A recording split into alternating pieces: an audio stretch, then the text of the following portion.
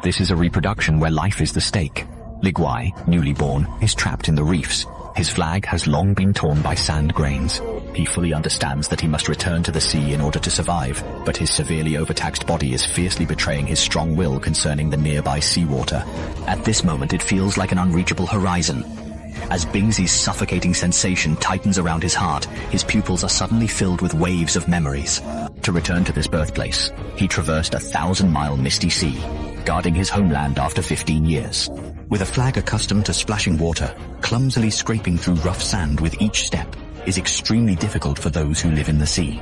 Upon reaching sand dunes far from the tide line, its branches swiftly produce biological products, releasing hundreds of life eggs. Eggs the size of the sky slipped into the sand and snow this night. And this night made his body undergo a cruel burning, with his kidney function rapidly declining. The operating lines discharge tiger-colored concentrated brine. Each drop expelled feels like a strand of life force being drained, yet he dares not relax even a bit. The greedily lingering gaze has long been shadowing him. He can only press his body onto the nest under the watchful eyes of death, racing against time to complete the final burial. At this moment, he is confronted with the arduous and lengthy return journey that spans across the vast dunes leading to the ocean.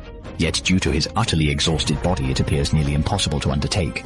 The journey home is his deadly ordeal, as the scorching midday sun burns the beach and his body temperature rises sharply. Dragging his post-delivery exhausted body, each arduous step evaporates the little moisture left inside him. Additionally, when the tide recedes, the exposed reefs form a deadly maze, the searing sand and high temperatures fatiguing him with their dual torment. Already mercilessly claiming nearly 2,000 mothers' lives, he now lies dying, immersed in the nearby seawater, as if separated by an insurmountable barrier.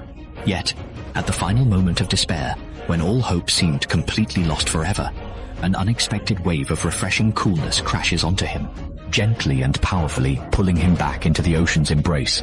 This is an unexpected chance for the few faithful under the harsh laws. He narrowly escaped the deadly traps of reefs and scorching sun, returning to the deep blue. But beneath the beach lies the future they secured with their lives. Due to global dimming and rising sand temperatures over the past 20 years, all the new lives of Jucheng originated from this journey. The returning population, willing to risk everything to sustain their foundation, has been quietly rewritten. After 50 days and nights, a life with a naive smile awakened, its tender head breaking through the sandy bottom. Yet in an instant, he remains perfectly still, instinctively knowing that even the slightest movement could bring disaster. He is waiting for a signal from his companions. Thousands upon thousands of tiny lives break through the sand. They flow back in a torrent toward the direction of the sea. This is the most dangerous and spectacular sprint of their lives. Predators have long been waiting, and frigate birds swoop down in a hurry. Crabs and crocodiles are equally formidable creatures in their natural habitats. Their strong bonds may forever come to a halt here, and their vast sheer numbers serve as their only shield.